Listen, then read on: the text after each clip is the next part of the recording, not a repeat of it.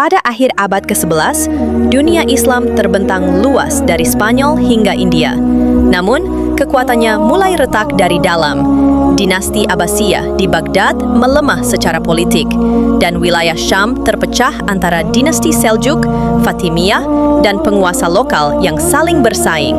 Sementara itu, di Eropa, Paus Urbanus II mengobarkan seruan Perang Suci dalam Konsili Clermont 1095, memanggil umat Kristen untuk merebut Yerusalem dari tangan Islam. Ribuan orang dari Prancis, Jerman, Italia, dan Inggris menjawab panggilan itu. Maka Perang Salib pertama pun dimulai. Pada tahun 1099, pasukan salib mengepung Yerusalem yang saat itu berada di bawah kekuasaan dinasti Fatimiyah Mesir. Dalam pengepungan itu, ribuan Muslim dan Yahudi dibantai. Masjid Al-Aqsa dijadikan barak militer dan kota suci berubah menjadi pusat kekuasaan Kristen Latin. Umat Islam gemetar tetapi belum bersatu. Para ulama dan rakyat mencatatnya sebagai aib besar dalam sejarah Islam. Setengah abad berlalu dan kekuatan Islam mulai pulih. Di Aleppo, muncul seorang pemimpin visioner, Nuruddin Mahmud Zanki. Ia adalah gubernur dinasti Zengid yang bertekad membalas kekalahan Islam. Ia menyatukan wilayah Aleppo dan Damaskus, memperkuat pendidikan, menegakkan keadilan, dan membangun madrasah serta rumah sakit. Nuruddin tidak hanya mengangkat pedang, tetapi juga membangkitkan jihad melalui keilmuan dan moral. Ia menyadari bahwa perang tak akan dimenangkan tanpa kesatuan hati dan niat tulus membela agama, bukan sekadar kekuasaan. Tahun 1169, ia mengirim jenderalnya yang masih muda dan cerdas ke Mesir, Salahuddin Yusuf Al-Ayyubi. Salahuddin, meski berlatar belakang Kurdi dan awalnya bukan tokoh besar, membuktikan kepemimpinannya di Mesir. Setelah Nuruddin wafat pada 1174, Salahuddin perlahan menyatukan Mesir, Yaman, Suriah, dan sebagian Irak.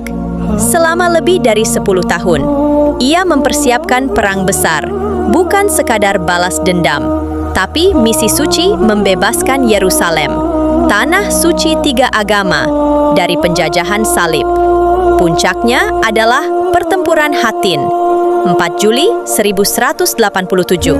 Salahuddin mengepung pasukan gabungan salib yang dipimpin Raja Guy de Lusignan dan Uskup Agung dari Tirus. Pasukan Kristen kekurangan air dan dikepung dalam panas gurun. Salahuddin memenangi pertempuran besar itu dan menawan Raja Guy serta para pemimpin salib. Setelah kemenangan tersebut, Salahuddin bergerak menuju Yerusalem. Saat Yerusalem dikepung, penduduk Kristen bersiap menghadapi nasib seperti yang mereka timpakan pada Muslim 88 tahun sebelumnya. Namun Salahuddin tidak mengulang sejarah kelam. Ia menawarkan penduduk untuk pergi dengan damai setelah membayar tebusan. Banyak yang tak mampu membayar, namun Salahuddin membebaskan mereka tanpa syarat. Ia memulihkan Masjid Al-Aqsa, memanggil para ulama, dan menghidupkan kembali Islam di kota suci. Bahkan, ia menjamin keselamatan gereja-gereja dan membiarkan sebagian komunitas Kristen tetap tinggal.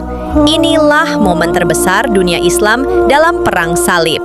Salahuddin menjadi simbol keadilan dan ksatria Muslim sejati, bahkan diakui oleh musuhnya.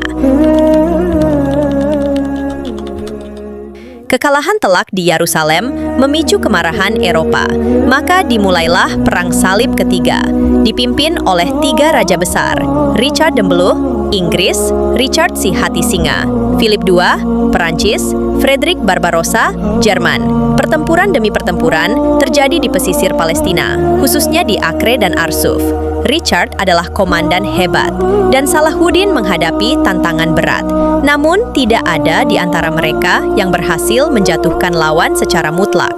Akhirnya, keduanya menyepakati Traktat Ramla di tahun 1192. Yerusalem tetap di tangan Muslim, namun dibuka untuk ziarah Kristen yang tidak membawa senjata. Setelah wafatnya Salahuddin pada tahun 1193, Perang Salib masih berlanjut. Namun moral para tentara salib semakin surut. Dalam Perang Salib keempat, mereka bahkan menjarah Konstantinopel, sesama umat Kristen Ortodoks. Sementara itu, kekuatan Islam di Syam dan Mesir beralih ke tangan dinasti Ayyubiyah, lalu Mamluk. Pada masa Sultan Baybars dan Sultan Qalawun, pasukan salib mulai dipukul mundur satu persatu. Tahun 1291, kota benteng Acre, markas terakhir salib di timur, jatuh ke tangan Sultan Al-Ashraf Khalil dari Mamluk. Ini menandai berakhirnya Perang Salib Utama di Timur Tengah.